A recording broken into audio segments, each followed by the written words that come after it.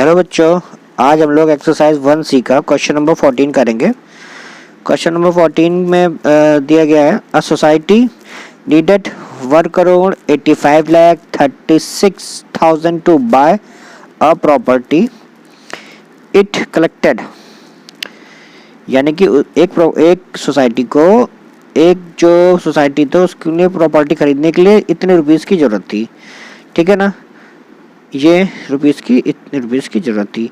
अब उसने क्या करा था कि इट कलेक्टेड, उसने कलेक्ट कर लिए थे 72,53,840 रुपीज एज मेंबरशिप फी। जो कि मेंबरशिप की फीस है, उसने 72,53,840 रुपीज जमा कर लिए थे। टुक अ लोन ऑफ, और उसने जो लोन ले लिया था वो कितने रुपीस का ले लिया था, ₹56,75,450 रुपीज का उसने लोन ले लिया था from the bank. And collected, और उसने कलेक्ट कर लिए थे ₹29,37,680 एज ए डोनेशन। डोनेशन से उसने इतने रुपीस को जमा कर लिए थे।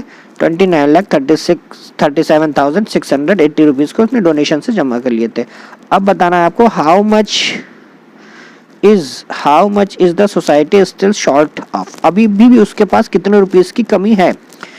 तो उसको जरूरत है टोटल बेटा कितने, इतने रुपीस की 101,85,36,000 रुपीस की जरूरत है।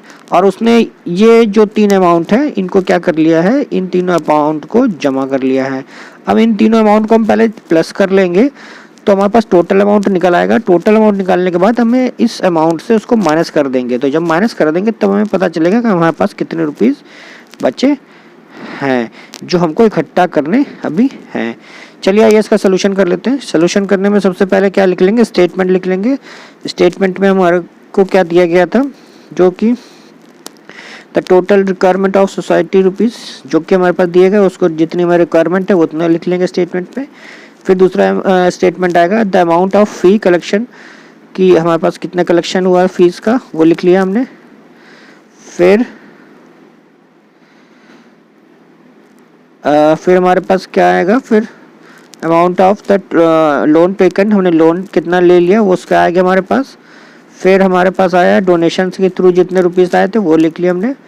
अब तीनों को लिखने के बाद अब इन तीनों का जो है ना, अब इन तीनों नंबर का आपस में क्या कर देंगे, प्लस कर देंगे। इनका और इनका आपस में प्लस कर देंगे। प्लस करने पर टोटल का अमाउंट आ जाएगा, लिख लेंगे टोटल अमाउंट कलेक्टेड, जो कि तीनों को प्लस कर लेंगे। प्लस करने पर जो हमारा आंसर आएगा वो आएगा 1,58,66,970 रुपीज़ हमारे पास आ गया। हमारा टोटल करने पर इतना रुपीज़ हमारे पास जमा हो गया। अब हमें कितने रुपीज़ की कमी है उसके लिए हम क्या कर लेंगे, जो टोटल और जो नेट अमाउंट है उससे हमको इसको माइनस कर लेंगे। तो माइनस करने के लिए अब स्टेटमेंट लिख लेंगे कि शॉर्ट अमाउंट, जो हमारे पास अमाउंट की कमी है उसको लिख लेंगे। टोटल अमाउंट में से जो हमारे पास अमाउंट जमा हो गया उसको आपस में माइनस कर देंगे। माइनस करने पर आंसर आ जाएगा 26,69,030। तो ये जो आंसर आएगा ये आएगा 26,69,030। ये आंसर आ जाएगा। आंसर इसी की तरीके जो नेक्स्ट सवाल है जो वो इसी की तरह सेम है, तो आपको इसके अकॉर्डिंग करना है। क्वेश्चन नंबर 15 इसी के अकॉर्डिंग इसी सम्स के बेस के अकॉर्डिंग करना है। तो अभी चलिए हम लोग नेक्स्ट क्वेश्चन देख लेते हैं।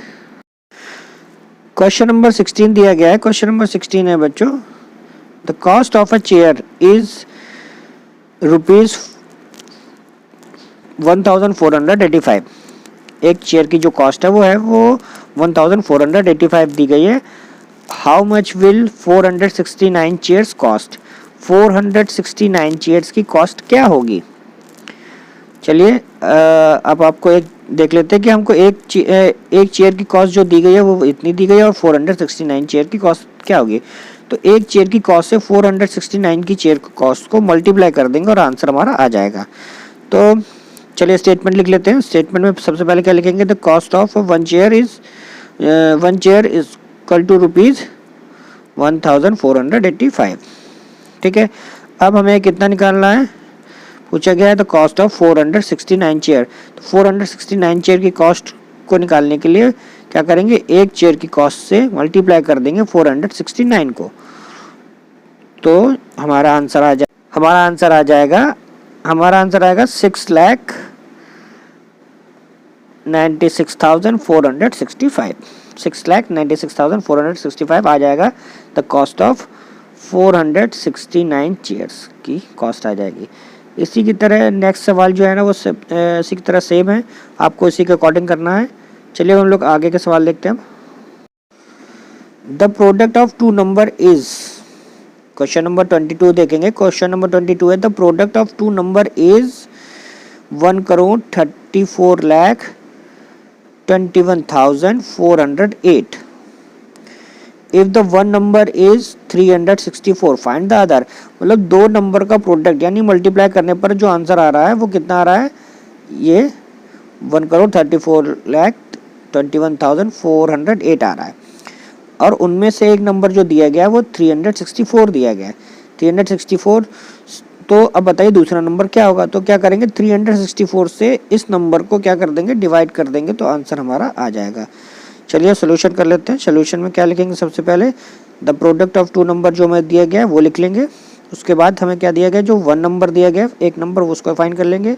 और फाइंड द अदर नंबर यानी कि जो सेकंड टू नंबर है जिससे मल्टीप्लाई करके ये प्रोडक्ट आया है, तो उसको फाइंड करने के लिए क्या लिख लेंगे, तो find the other number. Second number से क्या करेंगे, उसको फाइंड करने के लिए इन दोनों डिजिट को आपस में डिवाइड कर देंगे। डिवाइड करने पर आंसर आएगा 3000, डिवाइड करने पर आंसर आएगा 36,872। ओके, तो जो नेक्स्ट क्वेश्चन भी दिया गया है बच्चों वो इसी अकॉर्डिंग दिया गया है। आपको जो नेक्स्ट क्वेश्चन है वो इसी के अकॉर्डिंग करना है। अब आ जाएंगे क्वेश्चन नंबर 24 पे बच्चों। क्वेश्चन नंबर 24 दिया गया the mass of a cylinder filled with the gas is 30 kg 25 gram and the mass of the empty cylinder is 14 kg 480 gram. How much the mass of the gas cylinder in it? Gas के साथ जो cylinder का wait दे रहा है वो दे रहा है 30 kg 250 ग्राम, और विदाउट गैस दे रहा है 14 kg, यानी खाली सिलेंडर का वेट दे रहा है 14 kg 480 ग्राम। अब पूछ रहा है कि how much is the mass of the gas contained in it, मतलब कितनी गैस उसके उस सिलेंडर के अंदर थी। तो चलिए सोल्यूशन को कर लेते हैं। सोल्यूशन में करने से सबसे पहले स्टेटमेंट लिख लेंगे the mass of the cylinder with gas is 30 kg 250 gram.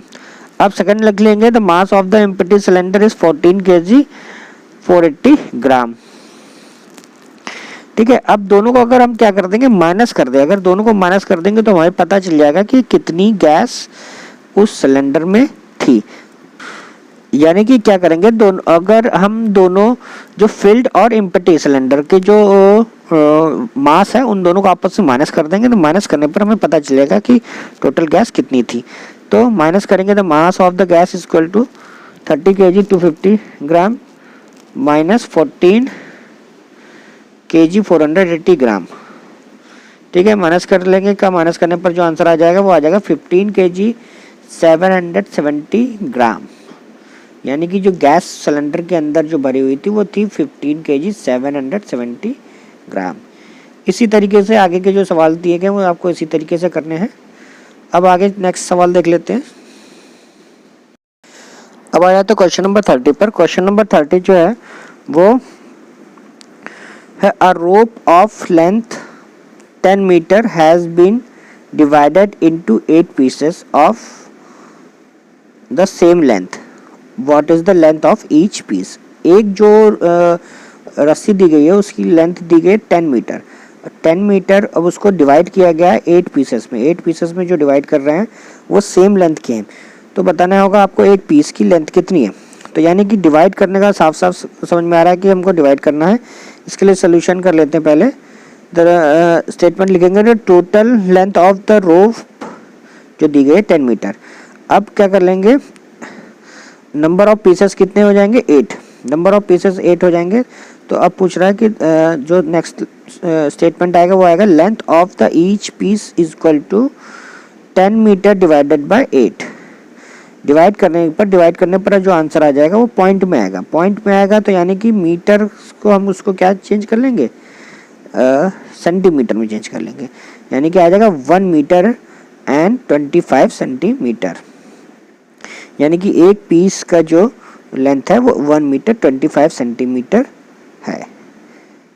Okay बच्चों, जो बाकी जो सम्स बाकी रह गए हैं वो आपको अपने मन से कंप्लीट करने हैं 1C के।